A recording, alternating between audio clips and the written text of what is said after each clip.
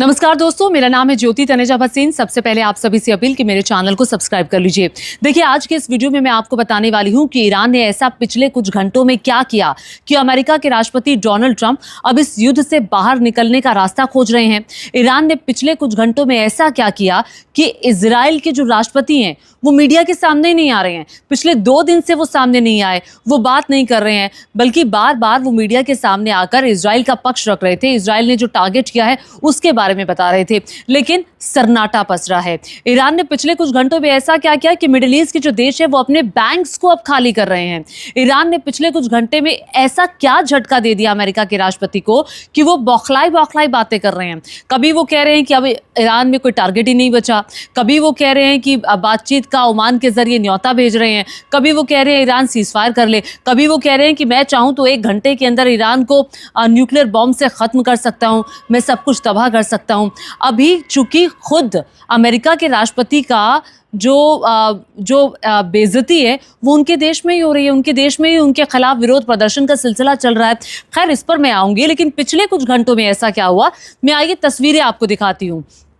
कैसे ईरान ने straight of Hormuz के पास थोड़ा सा आगे इराक के पास अमेरिका के जहाज को निशाना बनाया। आग की ये लपटें, भयंकर लपटें आप देख रहे हैं। ये जो जहाज था ये स्ट्रेट ऑफ हॉर्मुज से गुजरते हुए थोड़ा आगे बढ़ा और इसी को निशाना बनाया। इसका नाम है सेफ सी विष्णु जहाज।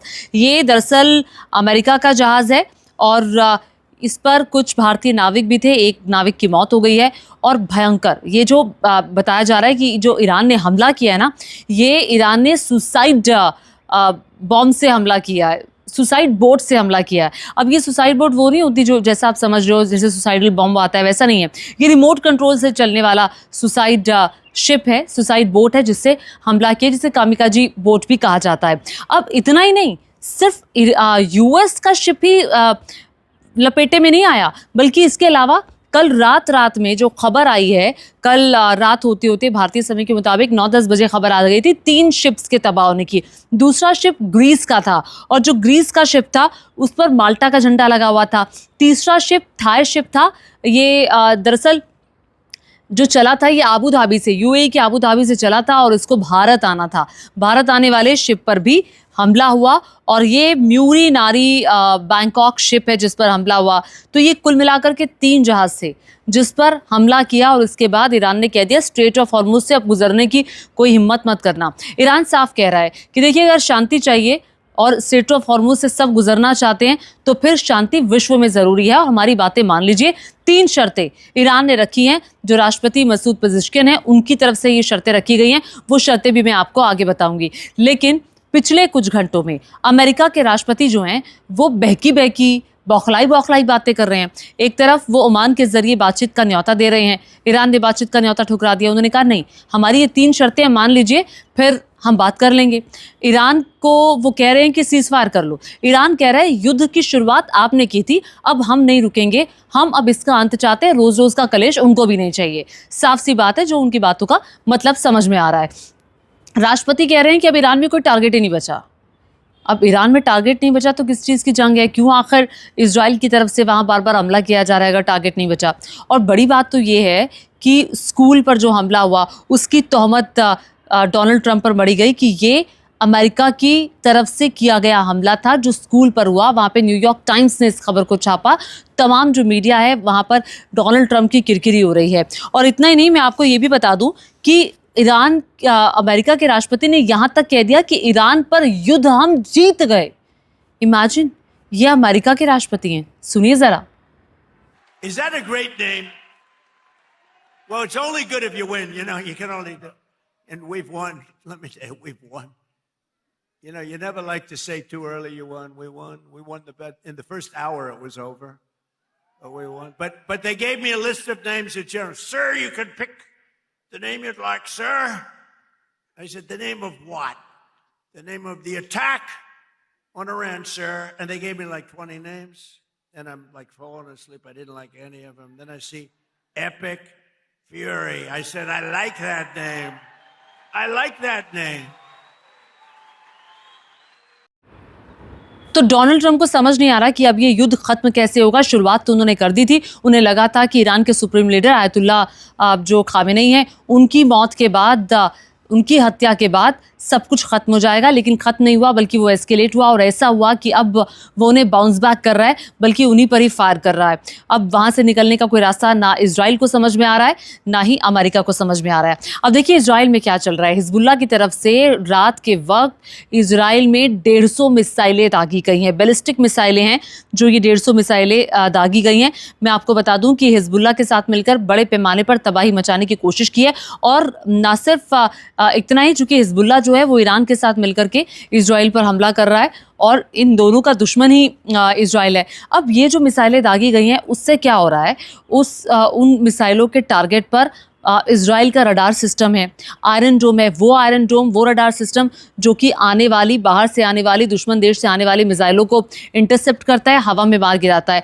अब रडार सिस्टम और आयरन डोम ही अगर ख़त्म हो जाएंगे तो फिर इजराइल क्या करेगा? फिर तो जो टारगेट पर आएगा वो ध्वस्त हो जाएगा, क्योंकि आपके आयरन डोम काम ही नहीं कर रहे हैं। खबर ये है कि वहाँ पर इजराइल में जो जगह जगह लगे सीसीटीवी कैमरे हैं उनको फोड़ा जा रहा है, और रडार सिस्टम जो है कई हद तक इजराइल में तबाह हो चुके हैं। हालांकि अभी जो वहाँ से आज की जो खबर आई है, पिछले अगर मैं 5-6 घंटे की बात करूं तो वहाँ स्पेशली जो तेल अवीव में मौजूद मेरे पूर्व सहयोगी हैं, मेरी उनसे बात हुई, उन्होंने कहा कि आज थोड़ा शांत है, लेकिन हाँ रात में उन्हें 3 बार बंकर में जाना पड़ा था, और रात भर मिसाइलों की आवाज़ें और इस तरह से जो गतिविधियाँ हैं वो वहाँ पर होती रही। बल्कि न सिर्फ तेल अवीव, जेरूसलम, हाइफा जो बड़े बड़े शहर हैं इजराइल के, उसको निशाने पर लिया। ना सिर्फ उसको निशाने पर लिया, बल्कि ईरान ने तो अब धमकी भी दे दी। ईरान ने कहा कि कल बल्कि धमकी भरे मैसेज जो हैं वो कई लोगों के पास इजराइल में गए और कहा गया कि अब हम आर्थिक प्रतिष्ठानों को निशाना बनाएंगे। वो इसलिए क्योंकि ईरान में एक बैंक के अंदर हमला किया गया, और उस वक्त ये हमला किया गया जब बैंक में पूरी स्ट्रेंथ मौजूद थी, सब लोग मौजूद थे, और ये सेफा बैंक बताया जा रहा है, सेफा बैंक है ये वहाँ का जिस पर हमला हुआ। मैं आपको बता दूं, सेफा बैंक पर हमला हुआ, कई लोगों की वहाँ पर जो कर्मचारी थे उनकी मौत हो गई, और जो एक आर्थिक प्रतिष्ठान था, बहुत पुराना बैंक था ये ईरान का, उसके बाद ईरान की तरफ से बाकायदा ये धमकी आए कि अब हम बैंकों को निशाना बनाएंगे, जिसके बाद इस धमकी के बाद न सिर्फ इजराइल में बल्कि मिडिल ईस्ट के कई देशों में, कतर में, यूएई में, दुबई की भी खबर आ रही है, अबू धाबी की आ रही है कि HSBC बैंक, सिटी बैंक जो है उन्होंने अपने कर्मचारियों से कहा है कि वो घर पर ही रहे, ऑफिस में, दफ्तर में आने की ज़रूरत नहीं है। और इसके अलावा स्टैंडर्ड चार्टर्ड बैंक की तरफ से भी एडवाइजरी लोगों को भेजी गई है, जो वहाँ काम करने वाले लोग हैं बाकायदा उनको भेजी गई है।